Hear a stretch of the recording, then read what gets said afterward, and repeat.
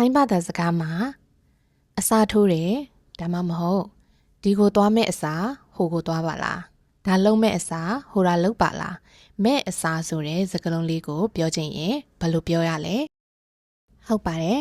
ထန်ထီဆိုတဲ့စကားလုံးဒါမှမဟုတ်ထန်ထီကြဆိုတဲ့စကားလုံးလေးကိုသုံးပြရမှာဖြစ်ပါတယ်ပထမဦးဆုံးအနေနဲ့ထန်ထီဆိုတဲ့စကားလုံးလေးကိုအရင်ဆုံးဥပမာဝါကျလေးတွေနဲ့အတူတူလေ့လာကြည့်ပါမယ်ထန်ထီဆိုတဲ့စကားလုံးကအစားထိုးခြင်းအစားဝင်ခြင်းဆိုပြီးတော့သုံးပါတယ်เทคโนโลยีเข้ามาแทนที่วิถีชีวิตแบบเดิมเทคโนโลยีနည်းပညာเข้ามาဝင်ရောက်လာတယ်ရောက်ရှိလာတယ်แทนที่အစားထိုးတယ်အစားဝင်တယ်วิถีชีวิตဘဝနေထိုင်မှုဒါမှမဟုတ်လူနေမှုဘဝပုံစံလို့လည်းပြောလို့ရပါတယ်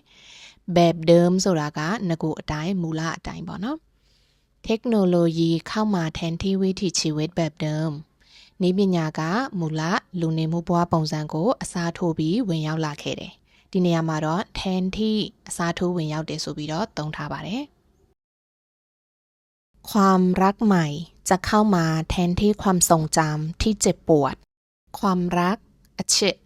ใหม่ဆိုတာကတော့အသစ်ကိုပြောတာပါความรักใหม่အချစ်သစ်ကจะเข้ามาဝင်လာလိမ့်မယ်แทนที่အစားထိုးပြီးတော့အစားဝင်ပြီးတော့ความทรงจำအမှတ်တရအတိတ်ရိပ်ပေါ့နော်အတိတ်ပုံရိပ်ที่เจ็บปวดကကြတော့နာကျင်ရတော့နာကျင်ခဲ့ရတော့ပေါ့နော်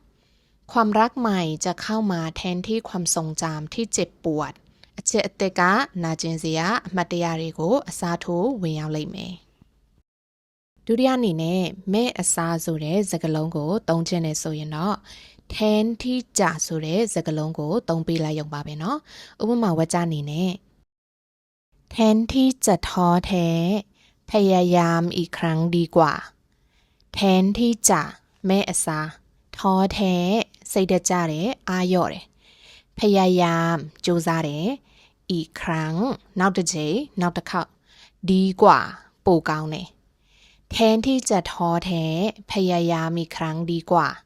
စိတ်ဓာတ်ကျနေမဲ့အစားအာရော့နေမဲ့အစားနောက်တစ်ချိန်ကြိုးစားလိုက်တာပိုကောင်းတယ်แทนที่จะลังเลเขาตัดสินใจเสี่ยงเพื่ออนาคตแทนที่จะမဲ့အစားลังเลတွန့်ဆုတ်တယ်ဝေခွဲမရဖြစ်တယ်เขาသူကตัดสินใจဆုံးဖြတ်တယ်ဆုံးဖြတ်ချက်ချတယ်เสี่ยงစွန့်စားတယ်เพื่อအတွက်อนาคตอนาคตแทนที่จะลังเลเขาตัดสินใจเสี่ยงเพื่ออนาคตတွန့်ဆုတ်နေမဲ့အစားတွေးဝေနေမဲ့အစားသူကအနာဂတ်အတွက်စွန့်စားဖို့ဆုံးဖြတ်ခဲ့တယ်ဒီဝါကျလေးမှာတော့แทนที่ဆိုတဲ့စကားလုံးကိုတစ်ဆက်တည်းမသုံးဘဲနဲ့တငယ်ချင်းအစားဆိုပြီးတော့သုံးကြည့်ပါမယ်เขามาทำงานแทนเพื่อนที่ป่วยเขาသူมาทำงานแทนအစားထိုးအလုပ်လာလုပ်တယ်เพื่อนတငယ်ချင်းที่ป่วยဖျားနေတော့နေမကောင်းတော့ที่ဆိုတာကတော့တဲ့လို့အဓိပ္ပာယ်ရတယ်ป่วยကနေမကောင်းဘူးที่ป่วยဆိုတော့နေမကောင်းတဲ့เพื่อนတငယ်ချင်းเขามาทำงานแทนเพื่อนที่ป่วยသူကနေမကောင်းတဲ့တငယ်ချင်းအစားအလုပ်လာလုပ်ပေးတယ်ဒီနေ့အတွက်နောက်ဆုံးဝါကျလေးကတော့ပြန်လဲအစားထိုးမယ်လို့ပြောခြင်းနဲ့ဆိုရင်တော့แทนที่ဆိုတဲ့စကားလုံးအစားทดแทนဆိုတဲ့စကားလုံးလေးကိုသုံးပေးရမှာဖြစ်ပါတယ်ဝါကျလေးဖွဲ့ကြည့်ပါမယ်နော်เราต้องหาคนมาทดแทนตำแหน่งที่ว่างเราငါတို့ต้องหาရှာရမယ်คนလူมาทดแทนဆိုတာကအစားထိုးပြီးလာလုပ်ပေးဖို့ပြန်လဲအစားထိုးလုပ်ပေးဖို့ပေါ့နော်ตำแหน่งဆိုတာကယာဒူးနေရာကိုပြောတာပါที่ว่างလင်းလက်နေတဲ့နေရာလွတ်နေတဲ့နေရာเราต้องหาคนมาทดแทนตำแหน่งที่ว่าง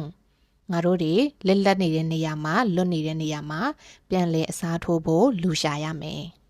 ထွတ်ထန်ဆိုတဲ့စကားလုံးကပြန်လည်အစားထိုးသည်လို့လည်းပြောလို့ရတယ်လို့တယောက်ယောက်ကကိုယ့်ပေါ်မှာကျေးဇူးရှိလို့ကျေးဇူးပြန်ဆက်တာတုံ့ပြန်တာ